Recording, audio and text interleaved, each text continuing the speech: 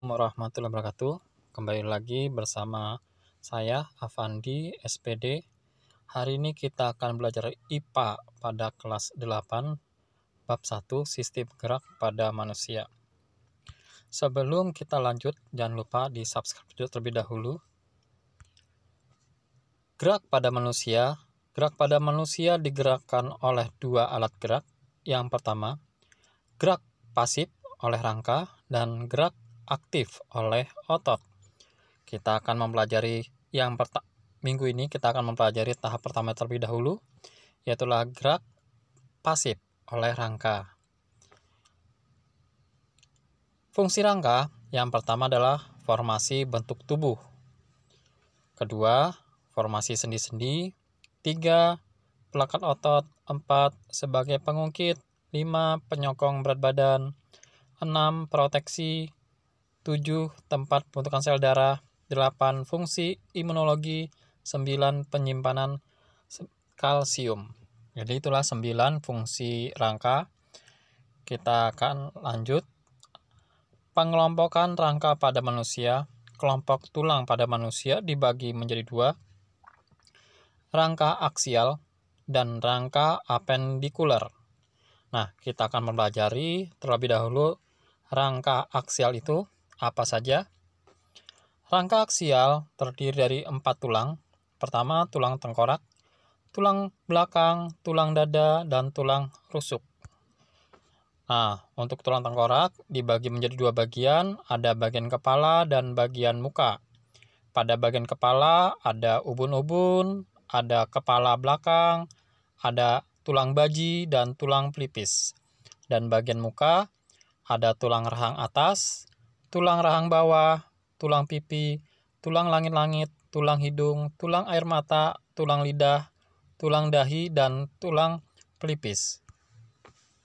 Nah, ini kita lihat tengkoraknya, ya. Kemudian tulang belakang. Ada 5, ada tulang leher, tulang punggung, tulang pinggang, tulang kelangkang, dan tulang ekor. Kita lihat bagian-bagian tulang belakang. Nah, itu tulang leher bagian atas ada 7 ruas, tulang punggung ada 12 ruas, tulang pinggang ada 5 ruas, dan tulang kelangkang 5 ruas, serta tulang ekor ada 4 ruas. Tulang dada.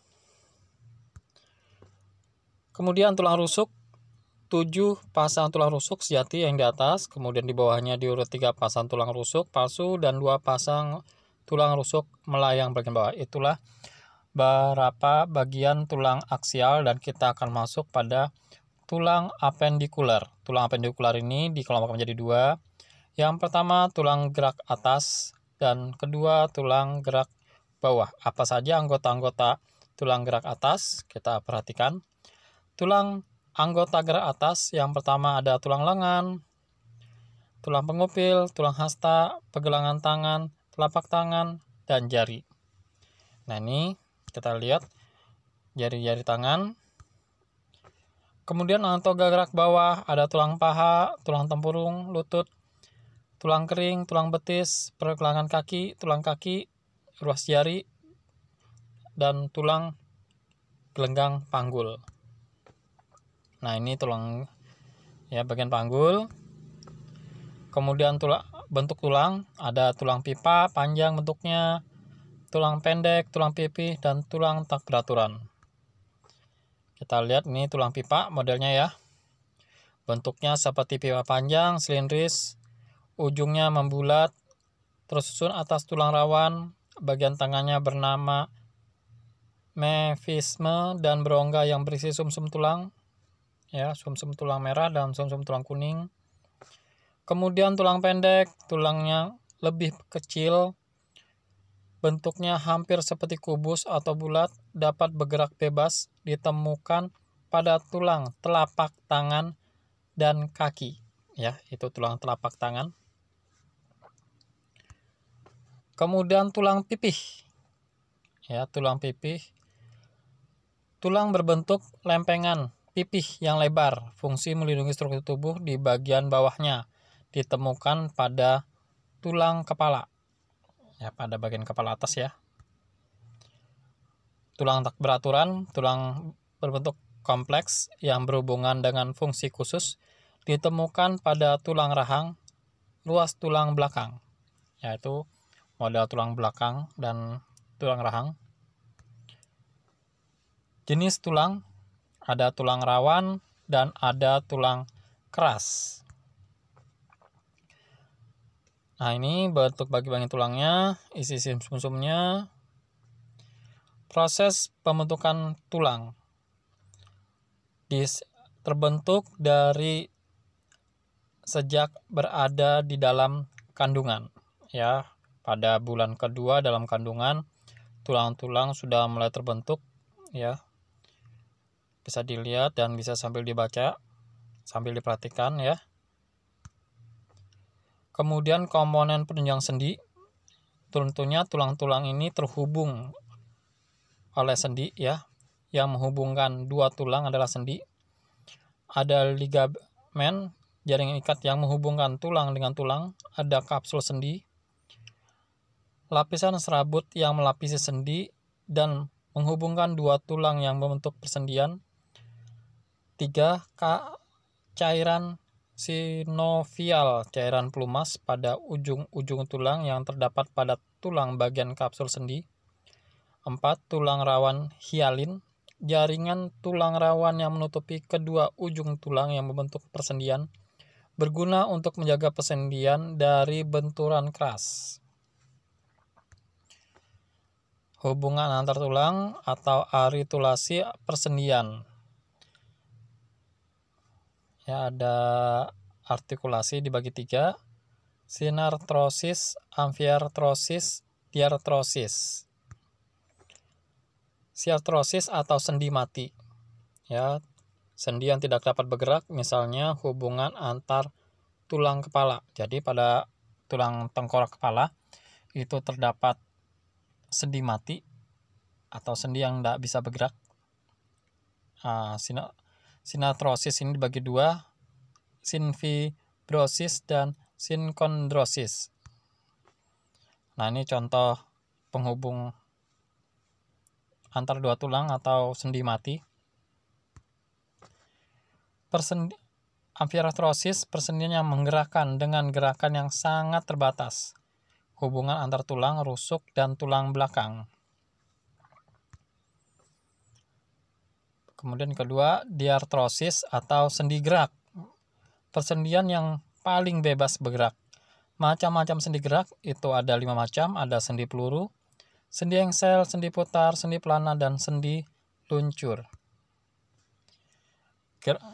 Gerak karena adanya sendi, ya itu ada ekstensi, abduksi, depresi, supinasi, pronasi, dan inversi.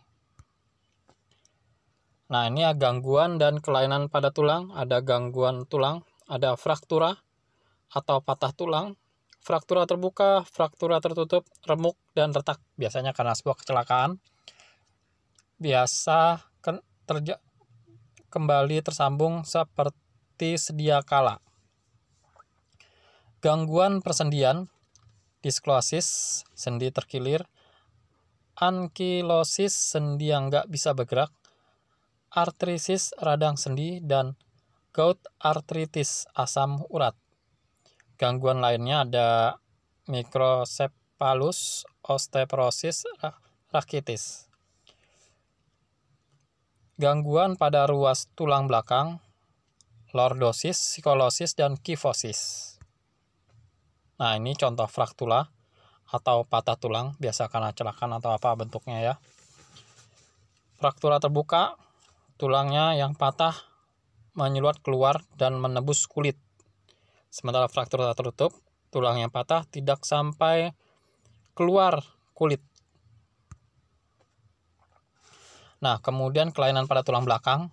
Yang pertama lordosis, kita lihat bentuk tulangnya yang melengkung ya ke bagian ke arah perut. Kemudian skolosis, tulangnya hampir berbentuk S ya. Tulang belakangnya, lihat bentuk tulang belakangnya. Dan yang terakhir kifosis, bagian atas agak membungkuk ya. Rakitis, ini kaki cenderung membentuk huruf O. Kemudian demikianlah itu tadi materi pada minggu kedua ini. Untuk selanjutnya siswa-siswa bisa mengerjakan tugas yang ada 5 tugas pada minggu kedua ini ya. Yang pertama, tulislah 9 fungsi rangka. Yang kedua, tulislah 9 tulang tengkorak bagian muka. 3, tulislah 6 bagian tulang anggota gerak atas. Keempat, jelaskan pengertian tulang pipa. Kelima, jelaskan 4 gangguan dan kelainan pada tulang. Ya, ditulis di buku atau di kertas PS, kemudian dikerjakan. Hasilnya difoto ya, kemudian dikirim ke guru mapel. Demikian pertemuan minggu kedua ini. Terima kasih dan selamat mengerjakan. Assalamualaikum warahmatullahi wabarakatuh.